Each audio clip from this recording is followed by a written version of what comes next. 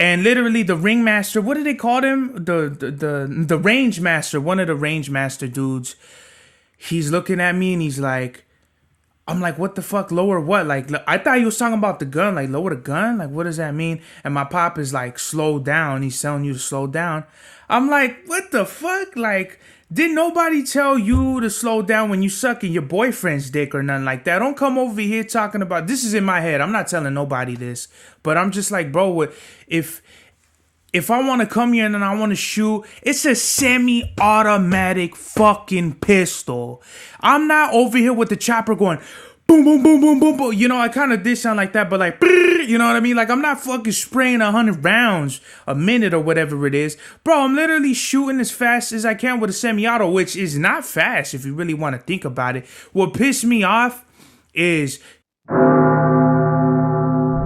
Mad Max was the turnout of my lifestyle. Smoking green, blowing white clouds to build the blue skies. Conversating with the gods by my wildflower to let them know that it's the God's hour. This love's the never-ending saga. Gods by my wildflower to let them know that it's the God's hour. This love's the never-ending saga. Gods by my wildflower to let them know that it's the God's hour. This love's the never-ending saga. Gods by my wildflower to let them know that it's the God's hour. This love's the never-ending saga. Walk through the sands of times like Gara. On the other side of that gad is karma. You wet Prada, the devil like inside your box now. While the angels fly over my headstone.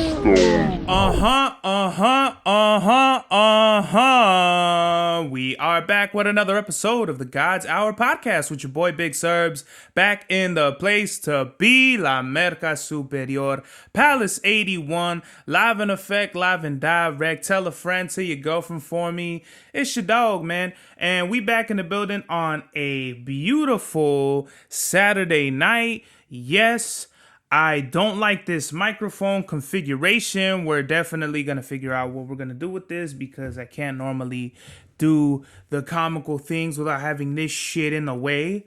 So this is going to be a good old Serbs meets, what was that guy's name? Presley, what was that guy's name?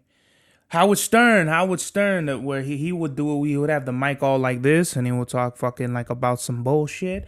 But nah, man, we had a very eventful day today. Me and my father, we went to the shooting range, and we lit this fool up right here. This is for all you Levi's. Boom! Right here, this is what happens to all you Levi's. You really can't see, but if you could look, you could see like some bullets. And as a matter of fact, as I turn around and I look, we did not miss. Like, there's some dick shots, pause, and we pretty much lit this fool up. And we had that range. We were shooting at about nothing crazy, you know what I mean? We shot pretty close. Definitely killed. Like, there wasn't a single reason for us to miss that shot. It was pretty much, if you missed it, you were like a fucking idiot. Like, you was a moron if you didn't hit this full from that range. I'll definitely give it about, 25 feet. Something like that. But we was definitely experimenting with different firearms. Obviously, I had my Glock. My father had rented some sort of, it was a Kimber 1911-45, and we're still waiting on his CZ. And so, does this shit look wacky right here? Why do I gotta do certain things like that? See, this is why I don't like having this microphone, because having the camera configuration and all this other post-production bullshit that I'm not supposed to get into while we're on the podcast. Getting away from that, we went to the Magnum range at about 11 in the morning. There was an hour wait. We were probably waiting for half an hour. And we brought... My father claims we have 400 rounds. Obviously, he cannot count because he gave me 300 rounds. And we ended up... What I think he got that from, we had took 300 rounds. And we had 50 rounds of 45 ammunition and 50 rounds of 380 ammunition. Because along the lines, we got 380 6-hour P238, I think that's what it's called. And for everybody who's like, yo, Serbs has been talking about guns the last 10 episodes, it's like, so what, bruh? If you don't like this show, then you can watch something else. If you like guns and if you like the program that we talking about, then hey, holla at your boy. But until then, bruh, you really can just be appeased by somebody else. Pause, unpause if that is necessary. While we're on the subject of guns, the reason why I really love rap about guns really is because ever since I picked one up and shot one, I just knew that this was going to be my thing. This was going to be something that I enjoy doing for like ever. You know what I mean? My grandfather from my dad's side, he was in the military. My grandpa from my mom's side served in World War II. So I think it's just, they say that PTSD and all this other shit ain't passed down hereditarily or whatever it's called. But I think some of it is. If not, I'd be pretty surprised. For me, I just love guns. I love rapping about guns. Anything that got gun talk in it is just up my alley and you make a laugh. Hence why I love Westside Gun, Conway the Machine, Griselda, Makami, things of that nature. While we're at the Riverside Magnum range, we had to wait. Wasn't really no big whoop, right? We do our lanes. You know, I hate, really what I don't like about shooting is loading, because really you're going to be loading far more longer than you're actually going to be shooting. And especially with me, because I like shooting fast. And the problem with shooting in indoor ranges is the fact that you got to abide by other people's rules. Now, granted, there's the California rules, the fucking rules of the land, nature. There's moral rules that we all don't talk about because they should be common sense. But while I'm shooting, I don't judge nobody. If you want to shoot 1,000 rounds or whatever, that's fine. I don't really care. But don't like put your whole, like, don't try to marginalize me because of whatever. I'm over here shooting how I want to shoot, and if you don't like it, then I'm gonna take my business elsewhere. We don't have to come and rent these guns. We don't have to come and spend our money here. We can literally drive somewhere else, take our business somewhere else. I'll tell you why. When I like to shoot, I like dumping the whole clip, you know, ba ba ba ba ba ba, you know what I mean? I'm shooting to the clips empty as fast as I can, as accurately as I can, because when someone kicks in the door waving the 4-4 like Biggie said, you're not going to take the time. There's no time to be like, okay, you stay there, hold on a minute. I'm going to aim and I'm going to pick my shots. Don't move because I'm looking for a headshot. No, the fucking guy is going to kick in the door. He's going to wave the 4-4 and you got to react. So when you're going off of adrenaline, there's literally no way you're going to be like Deadeye, like what's his name? John Marston in your head picking the Deadeye shots. Boom. Boom, boom, bah, bah, bah, bah, bah, bah, you know what I mean? And you're just like super sharpshooter marksman with it. No, that's not gonna happen, bruh. So literally, I put myself there like, okay, boom, someone kicked in the door. Bam, bam, bam, bam, bam, bam, bam, full. Lay this full out like entirely. There's no way I'm gonna miss around with the fact that I'm already there in my head. And literally the ringmaster, what do they call him? The range master, one of the range master dudes, he's looking at me and he's like, I'm like, what the fuck, lower what? Like, I thought he was talking about the gun, like lower the gun? Like, what does that mean? And my pop is like, slow down. He's telling you to slow down. I'm like, what the fuck? Like, didn't nobody tell you to slow down when you sucking your boyfriend's dick or nothing like that? Don't come over here talking about, this is in my head. I'm not telling nobody this, but I'm just like, bro, if I want to come here and I want to shoot, it's a semi-automatic fucking pistol. I'm not over here with the chopper going boom, boom, boom, boom, boom, boom. You know, I kind of did sound like that, but like, you know what I mean? Like, I'm not fucking spraying 100 rounds a minute or whatever it is. Bro, I'm literally shooting as fast as I can with a semi-auto, which is not fast if you really want to think about it. What pissed me off is 2 lanes. So the range is divided in lanes. If you don't know how an indoor range works, there's lanes. 1, 2, 3, 4, 5, 6, 7, 8, 9, 10. A lane has to be no bigger than this table I have right here. This table has to be like 30 something inches or whatever. But there's like no room or whatever. So I don't like that. I don't like being claustrophobic. I don't like being around strangers, a lot of strangers, which let's say there's 10 lanes, there's 2 people, there's 20 of us in the room. We all got guns, and I think this guy was taking his job a little bit too seriously. This is my opinion. There's nowhere did it say you're shooting too fucking fast. I just think that this guy thought that I was over here taking it too seriously, which I'm like, that's not he wouldn't be wrong. You know, I'm over here trying to put myself bring myself there. If I have to defend myself and my adrenaline is going and there's no time to be like, oh, let me fucking just aim and pick my shots. No, bruh, I'm literally, okay, let me find a tight grouping and let me just let off. And if I miss, I miss. But out of 8 rounds, guy, you're going to get hit, especially at a close range. And I didn't have my glasses, so it wasn't like I could be super accurate.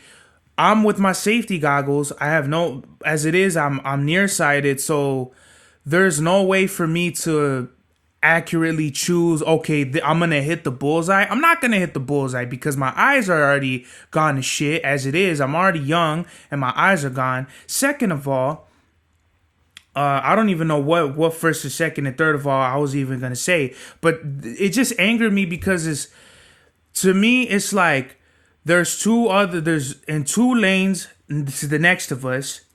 There's these guys with 223 with like an AR or whatever, and those are fucking loud, bro. In an indoor shooting range, it had to have been fucking 25 yards, like down the line, 25 yards, and whatever you divide that by 10. Yeah, so we all had like 5 fucking feet in between of us, or less than that, maybe even like 3.5 feet. You know, that gave us a center divider. It pissed me off because we have 3 people over here. Some guy is like fucking putting his arm next to our lane. So now it's just, you know, the recipe for bullshit was already at an all-time high for me. And then we have Super Sniper Dick over here. He got the scope and shit. He's over here. He's got his feet fucking spread apart, and he's got the snipe on the stand. He's got cause you got the levers to, you know, beep, it brings the target forward, beep, it brings the target backward. So he's over here fixing the scope, licking his finger in the wind, trying to see the fucking wind direction. Boom! Literally, this is like the fucking loudest. It might have been more powerful than 223. It might have been a 3-06 or 308 or whatever it is. The shells that this fool was flying was loud, and I wasn't prepared for it. I think I was like loading a clip or whatever, and I was like doing something, and he let off, and I was like, oh shit, like what the fuck is this fool shooting, a fucking bazooka? Something like how come they didn't tell this fool to slow down, but he's telling me to slow down because I'm letting off, bam, bam, bam, bam, bam, bam, bam, you know what I mean? And my dad's like, whoa, you were shooting faster than anybody else in the range. I'm like, bullshit. The people 2 lanes next to us, they was letting off 223s, and in the close range, in the indoor range, where everybody close like that, it literally sounds like thunder, like boom, boom, boom, boom, and like you feel the force, like what they call that, G-force or whatever the fuck it. You feel it in your chest. You know what I mean? And it's cool because it's like you're not gonna be like if you have like distractions and like pressure on you. That's like a really good way, in my opinion, to simulate what's gonna be actually going on in a firefight. God forbid that it ever happens to anyone or anybody in any situation.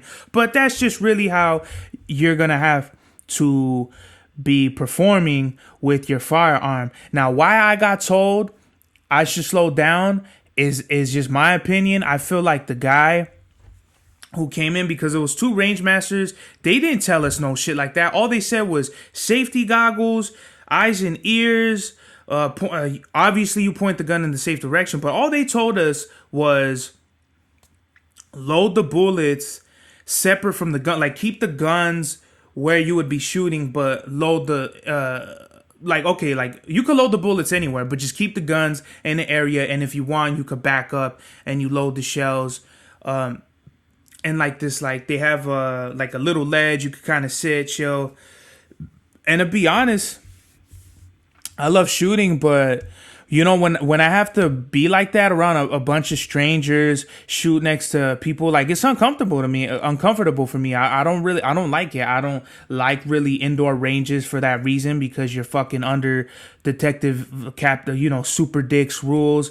And you gotta respect it, because if not, you get kicked out and you can never shoot again. So that's my whole get down with it, is because it's like, bro, don't tell me how to shoot, bro. If I'm safe, everyone is cool, no one's saying shit. I could get if it's a problem, if people are like, yo, bro, you need to chill out or whatever. If other people have anything to say about it, that's fine. But if I'm literally doing my own thing, I'm safe, no one's saying shit, and you're telling me to slow down, it's like, yo, I will slow down fucking your mama in the ass. How about that? I'll slow that down. You know what I mean? But if you want to be over here like, yo, you gotta slow down, it's kind of like, what in the fuck? But you're letting these other dickheads, boom, boom, boom, boom, literally in the fucking G-force is hitting everybody and the birds and fucking up the telecommunications and shit like that. But you don't say shit about that. It's kind of wild to me. You know what I mean? I just did a whole fucking 5 minutes on ranting about that shit, but I mean, it's true. It's kind of like, why me? Like, what now to me it's a personal issue, because if you got no problems with nobody else, but it's an issue with me, then it's kind of like I have to take it personally, because now I'm gonna look at my pop and be like, yo, let's get the fuck up out of here, let's go to Route 66 and shoot some motherfucking bird shot or something. You know what I mean? My father, he liked the Kimber, but I don't think he liked it enough to be like, this is what I'm gonna want to buy. He wants to try the M&P shield. So I think what we agreed upon was we'll be the first ones there. Like, be there at 8:30 right when that bitch opens, and just do it like that, because we went there like prime time. Like my pop said, people were already waiting. We went in, and even more people showed up. And I don't really like doing. I like having my own thing, and shooting outdoors where we all know each other. We all like I'll give you a perfect example. The last time we went shooting with my family, it was just, we all know each other. We're all family. We had good food. We had good music. We was there for like 5 hours, something like that. The time went like that. In the indoor range, I don't know nobody. We're shooting someone else's gun. They're charging us like almost $40 for 50 rounds, which is bullshit. You know what I mean? Which I think was a total fucking ripoff. We gotta go under their rules. We don't know anybody. We're like squished like sardines in a can. And other assholes are trying to encroach on our shooting. And it just, if I had to grade this shit from an A+ to an F, I'll give shooting with my family a A++, and then shooting in the indoor range, I give it a D-, because I don't like it. I literally felt like I was getting anxiety, and I just didn't want to shoot there anymore. Like I just didn't want to be there. Literally, I must have shot 100 rounds before that asshole told me, yo, you got to chill the fuck out. And I'm like, I already want to leave. He already fucked the whole mood up for me. Don't be trying to fucking, you know what I mean? This is kind of corny, me telling you all the same thing, but it's just how I feel, bro. Like, don't tell me what the fuck to do, you know? If I'm doing it right, I'm doing it correctly. Like, slow down, guy. Like, who are you, the fucking CHPs or the Glock 33s or whatever? Glock 33, I don't even think a Glock 3 exists. But you get what I mean, right? Regardless, I still had, whenever it's me and my pop, I always treasure that, because me and my pop, we don't have time to chill with each other, and I'm trying to like live these moments with him and cherish them as much as I can, because there's gonna be a time where he's gonna be doing his own thing and I'm gonna be doing my own thing, have my own family and worry about my own shit, and it's just like, we're not gonna have days like this. Like the once a week thing, it is gonna turn into once a month, once every other month thing. Like, I already know how it's gonna go in life with our schedules and shit, especially now with like both of my grandmas are, they're on the last legs of their frontier or whatever it is. It's just kind of pertinent to kind of enjoy each other's company, me and my father, and it's awesome. And I straight up turned my pop into a gun nut. I really feel I'm gonna take that responsibility. I know I was trying to deny it last time, but I really feel like I turned my father into a Glockaholic, Glockaholics Anonymous, or something like that. I don't know. That's just how I feel. My pop was like, we had to wait an hour, right, for the lane to open up for us so we could go in. The whole time, my pop is looking at fucking 45 ammo, 40, 38 super because of my grandpa's gun. We're like comparing prices, 223, 556. Like 556 is $200 more for 1,000 rounds than 223. We're like, what the fuck? Like, and it's barely bigger. We're not talking about apples and oranges. We're not talking about a 45 compared to a 22. No, we're literally talking about rounds that look identical down to the fucking shell casing, and it's $200 more for one versus the other. Totally, I don't know what the fuck's good with that shit, but yeah, my pop is already like, we went to the Bass Pro Shop afterward, and we're looking at safes. I'm looking at a holster. I honestly don't want to buy a holster until like I get my CCW or something like that. Maybe I'll get one. You know what I mean? I'll definitely get a holster for sure because I've seen some good ones at the Bass Pro Shop. Maybe next week or whenever me and my pop go shooting again over there. But at the Bass Pro Shop, we were there, and they actually had a good selection of Glocks. I was really surprised at really good prices. You know what I mean? Obviously, not every Glock is going to be made to be the same price, but nonetheless, they had like the 17, the 19, the 21, the 23. Like they had like four, like a really wide, the biggest selection of Glocks I've ever seen as far as a dealer goes. So before I go any further, we had the 6 hour P238, which is a 380, small little ass gun. I mean, like, the gun was probably no bigger than my hand, you know what I mean? Or it's just as big as my hand, you know what I mean? So, and I liked it. I liked the 380. I definitely like it more than a 40 or 45. I feel like the 40 and the 45, they're just too powerful. I get it. I understand how people can like it. They're bigger guns, bigger stopping power, bigger this, You know, I understand. I get it. But me personally, I like smaller guns. 380 9mm, 38 Super is maybe the furthest we'll take it. But anything below a 380, like a 22, you might as well shoot a CO2 pistol. And anything like a 45 and above is just kind of like, it's unnecessary, you know what I mean? The ammo's too expensive, number one. Number two, it's too powerful. I at least for now, maybe I'll grow to like 45s and all that, because I'm just a beginner. Like this, probably the last time we went shooting, I mean, today, since I've been shooting, this is probably like my 5th or 6th time shooting of all time, you know what I mean? So I can't judge and be like, oh, whatever. But for now, I'll definitely say 9mm and 380. 380 is probably like the champagne for me. You know, it doesn't have a super kick. You know, I'm all for whatever caliber, but for me, it's all about accuracy. And what I've been noticing is when I shoot, I'm hitting things below the target. Like, let's say I aim at this fool's head, I'll end up hitting him like in the stomach or something like that, and it pissed me off. I'm like, why is that happening? And literally, you just got to keep shooting and get comfortable with something. Then maybe I'll move on to a 40 or a 45 or a 38 special, something like that. But for now, I really dig the 380. I want it. I am gonna get that Bursa. I am gonna get it down, and then the nine. Literally, the 380 and the 9mm. The 9mm, the recoil is just slightly like a notch. The kick is bigger. The 45, though, is like 2 notches bigger than the 9mm. And then I think the 38 Super would be like just 1 notch up from a 9mm. So before we go to the Bass Pro Shop, we went to the hat.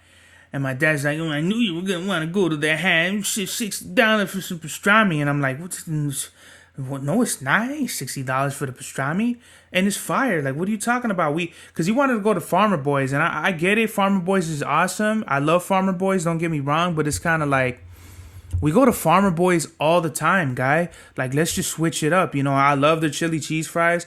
I'm not a really big pastrami fan, but I really dig their burgers and stuff. Like their Farmer Boys is delicious. The hat is like you got to break it up. You know what I mean? You go from Farmer Boys to In-N-Out, break it up with Chick-fil-A, and then every once in a blue moon you get the hat, and then once in a 100 blue moons you get Five Guys because you forget how stupid, ridiculously overpriced. Now that's $60 a fucking meal. It's Five Guys. I hate Five Guys. I just got bit by a fucking bug right now. I'm so glad I bought a bug zapper today. I gotta buy some koi fish for my pop.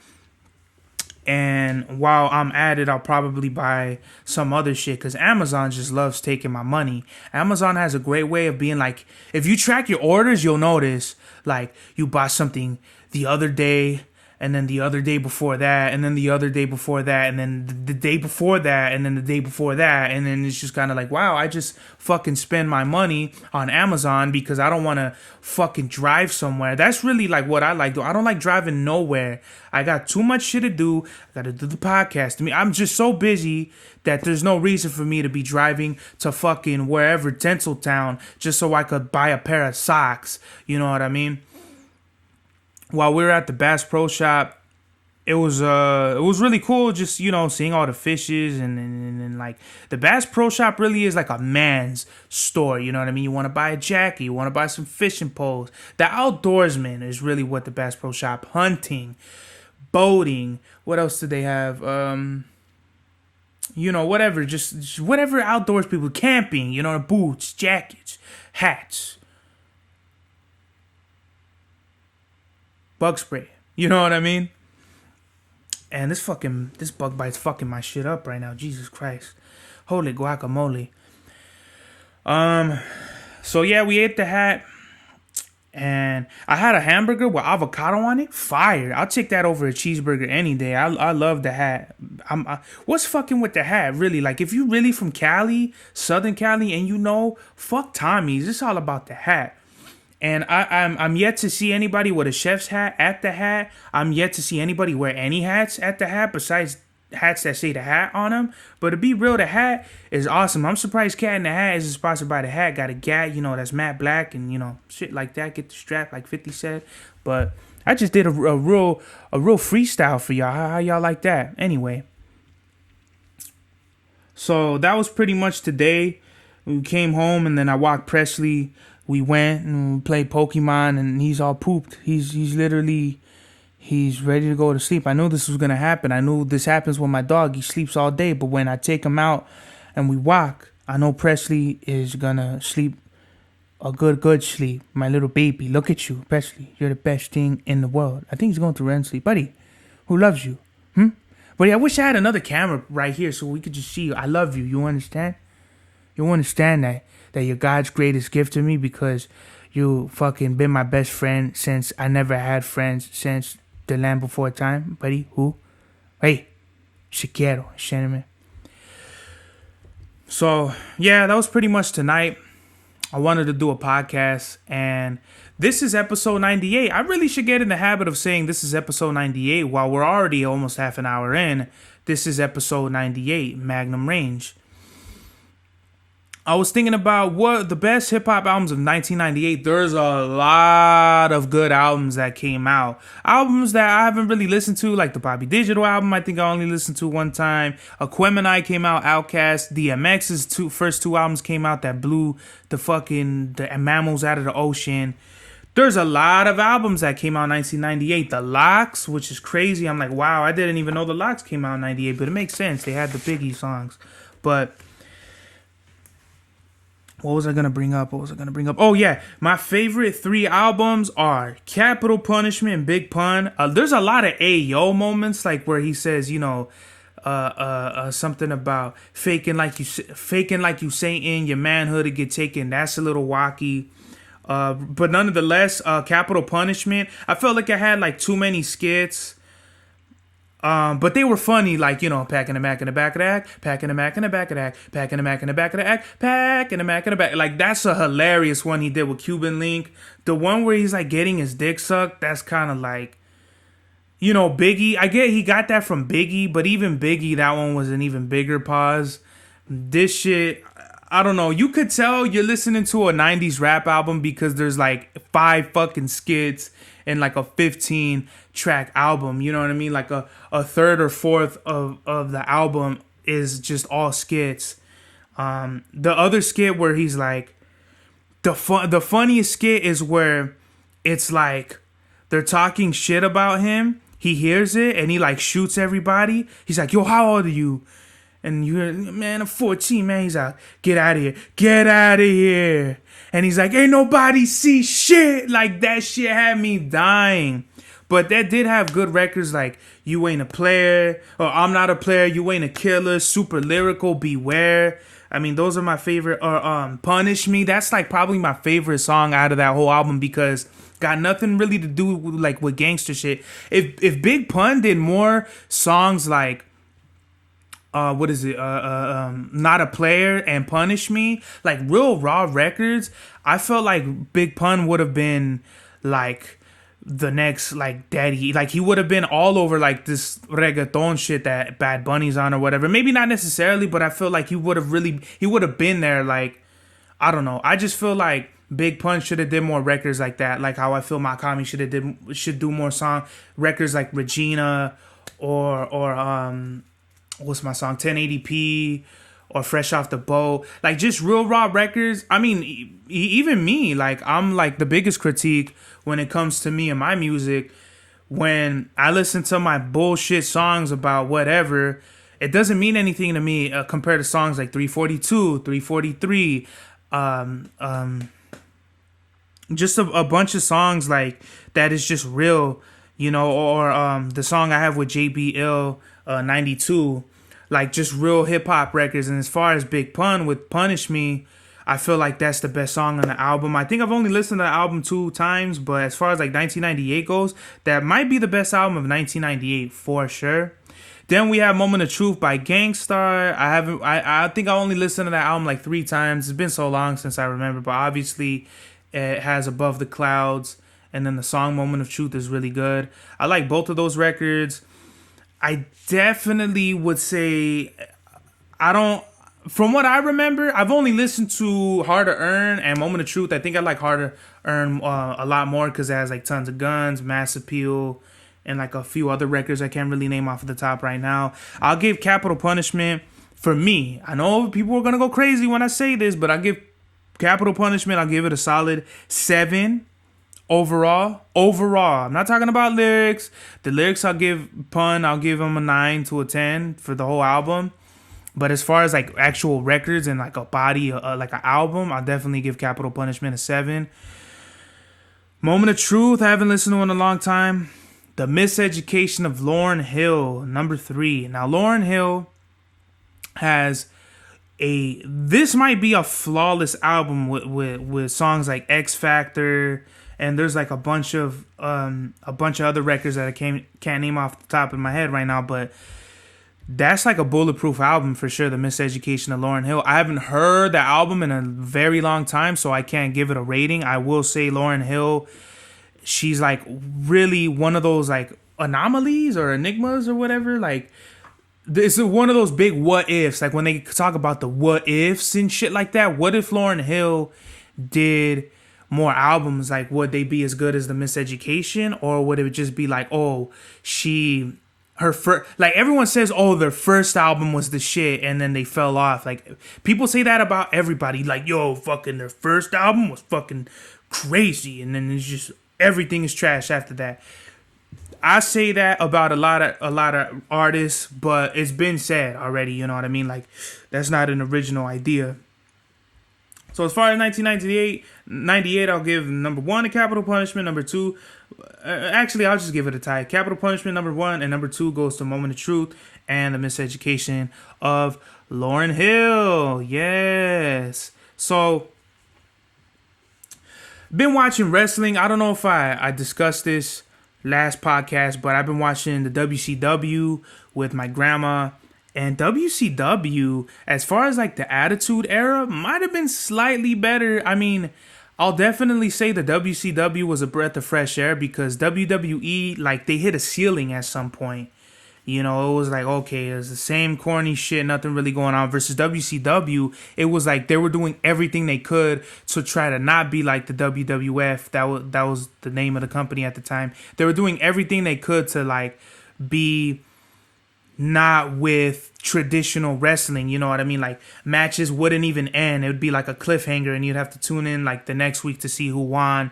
Promos, like everything about WCW, it just felt like so rebellious against the established traditional system of what wrestling was at the time, and I loved it. You had Rey Mysterio when he was barely starting out. You had Eddie Guerrero, primetime Eddie Guerrero too. Like, I thought I saw Primetime Eddie when I watched him, but really it was like I watched Eddie at literally the last 2 years of him wrestling. But Prime Eddie was definitely right before they made the LWO, like right around, I'll say like 96, 97 for sure.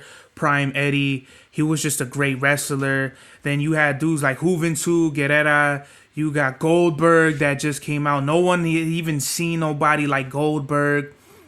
You had a lot of dope things that were happening, like WWF legends that went to WCW that, you know, people were fucking kind of tired of seeing, but it was like cool. We got literally newcomers like Chris Jericho, the Giant, who became the Big Show. You had X-Pac, who was known as I think 1, 2, 3 Kid, right? And then he became 6 or something, however it went.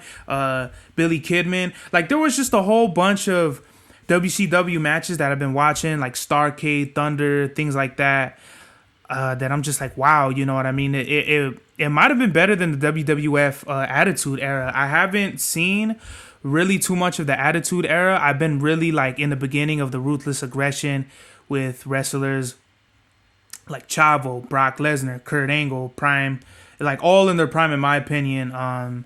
This is like I think before Chris Jericho or like yeah like right after Chris Jericho left from the WWE. So yeah, watching fucking WCW was the shit. Watching it with my grandma, she loves it. Like I don't like my grandma watches novellas and shit like that. I don't want my grandma watching novellas. Why? You know, why watch like people crying and all this drama and shit, and you have drama in your life already? It just doesn't make any sense to me. I do watch Power, so it is kind of like a double-edged oxymoron kind of catch-25 type thing, but, you know, whatever floats your boat, sticks and stones may break our moats, but boats will fly forever. Wow.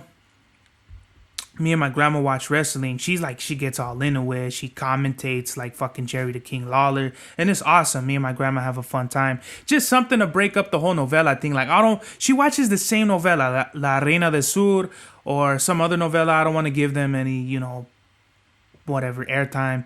But I just don't like what it does to like her mente, you know what I mean? Because she's already living this shit, like dramatic shit, you know. We don't really need to add any more to that. So I like putting on like the WCW shit and the whole wrestling thing, and it's just really interesting to me that WCW was so anti-rebellious. We're not gonna, like, whatever you know about wrestling, it just flies out the window. Like they're like fools are getting like peanuts thrown at them, and just the whole NWO was really interesting. And I guess it could be kind of corny, like after a certain point where you're like, okay, these fools, the NWO, the New World Order, like Big Whoop, all these fools do is cheat, and they're just like a big, you know, glorified, you know, bunch of people who like just rebel against whatever, right? But I feel like that's why WCW crashed so hard, because they like pigeonholed themselves in this company that was so anti this, and they kind of ran out at ideas. They hit a dead end like really fast. You know, the glory days of WCW was probably like 96 to 98, and after that it was a super nosedive for WCW. And I feel like it drove fans to watch WWF again, which became WWE, I think in the early 2000s or whenever it was. But But for me, I've been watching the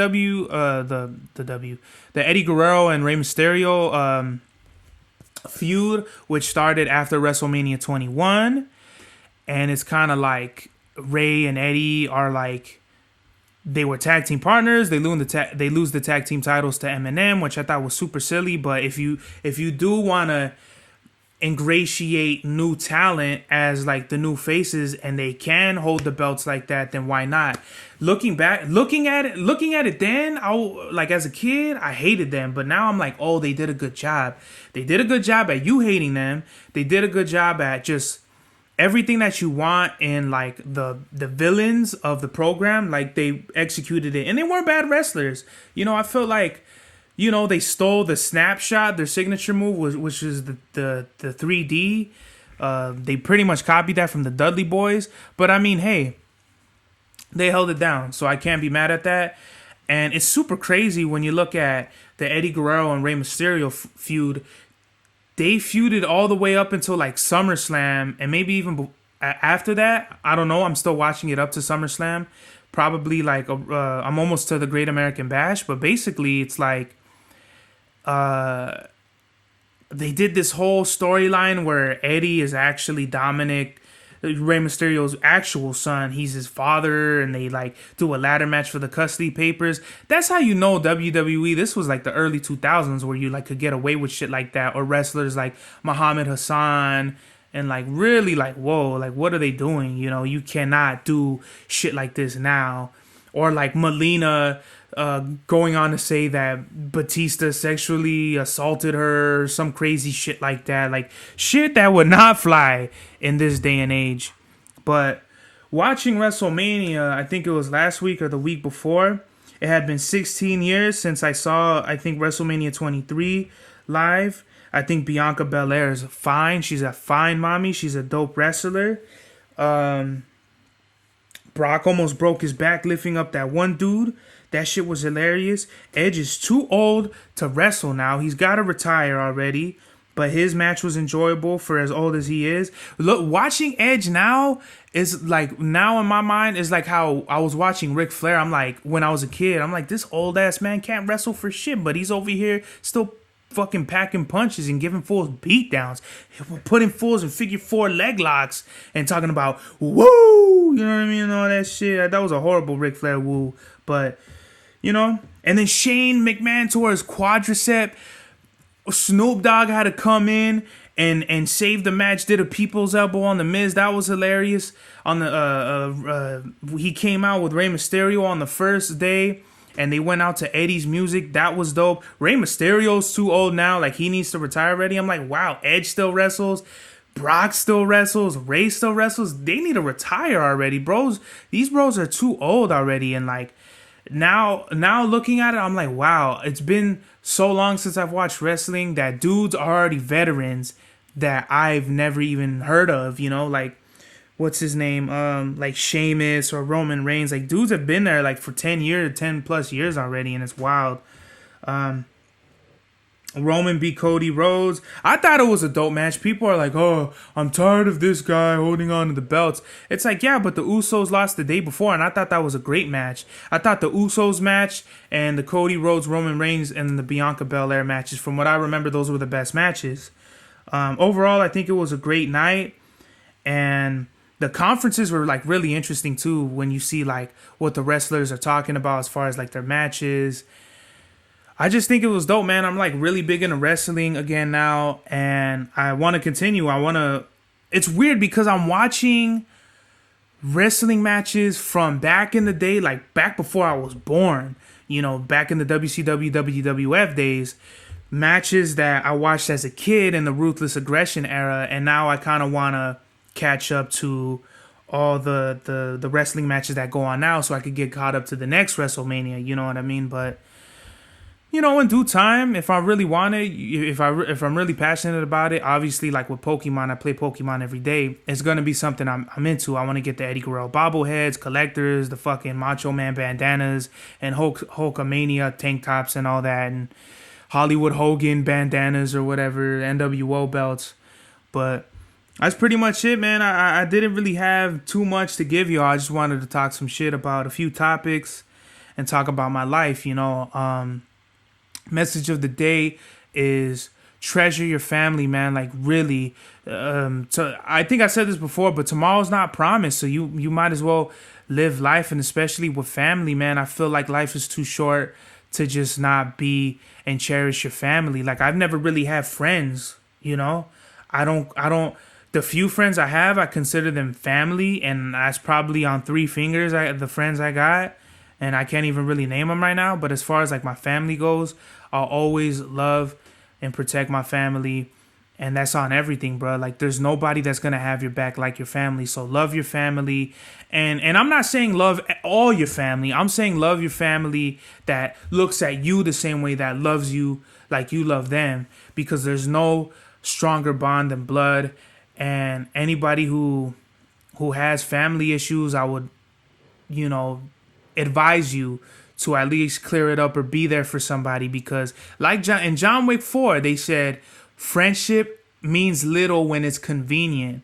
And it goes the same for family, man. Like, you really got to be, like, if you love somebody, you got to tell them. You got to be like, yo, I know so-and-so happened between us, but I love you, and yada, yada, yada. You know what I mean? Just build that bridge together, and just communicate with one another, because no one, la familia es todo. I gotta quote Hector Salamanca on that one. And with that, this is the God's Hour.